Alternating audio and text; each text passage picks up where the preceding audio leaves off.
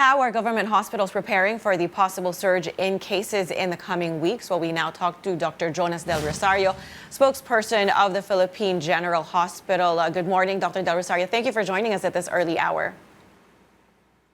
Hi, good morning, Ria, and good morning to your televiewers. All right, sir. Now, do you consider this increase in the reproductive rate a cause for concern? Because presidential spokesperson Harry Roque says, yes, it's an increase, but not such a big one. What does this figure really tell us? What does it mean?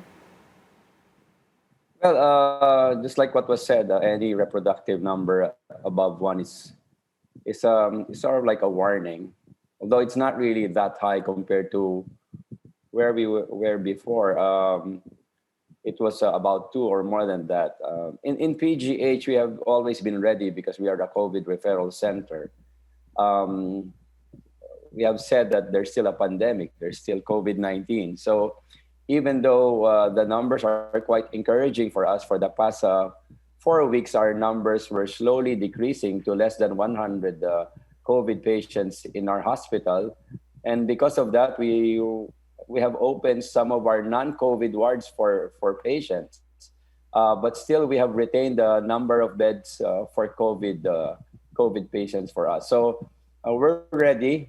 We are actually anticipating that there might be an increase during the holidays and even after that, because people probably will be seeing each other and there will be some gatherings, even though we have been saying that to limit that, it's always a possibility.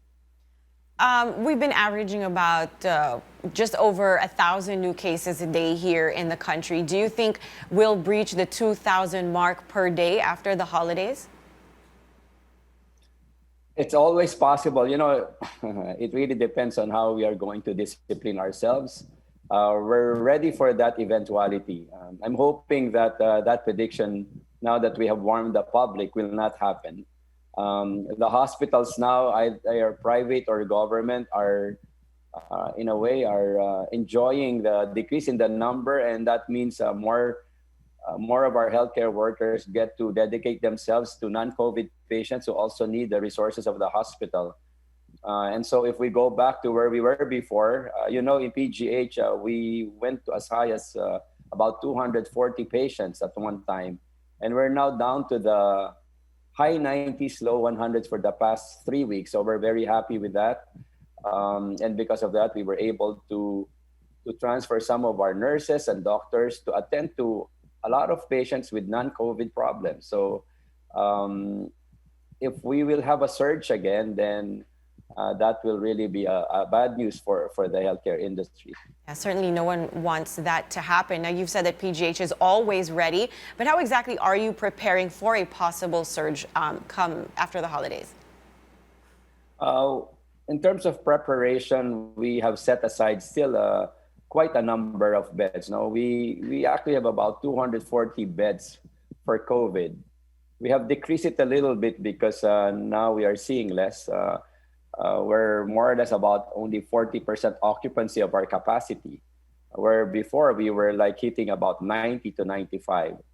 Just the same, we have allocated 200 beds for COVID. So our current admission is 105 as of last night. So we're retaining those. We are not giving those up for the non-COVID. What we have done really is to transfer our people to some of the non-COVID areas of our hospital. In terms of getting ready, we have a team. Just in case there is a surge, then we will have to transfer these nurses and doctors back to COVID. Our medicines are still in stock. We are ready for any eventuality. All right, so you are not feeling this increase in the reproductive or reproduction number yet, and certainly we hope you don't. Dr. Jonas, lastly, what are your reminders for our viewers as Christmas approaches? I think we have to reinvent our ways of celebrating Christmas for now. Limit the family gatherings.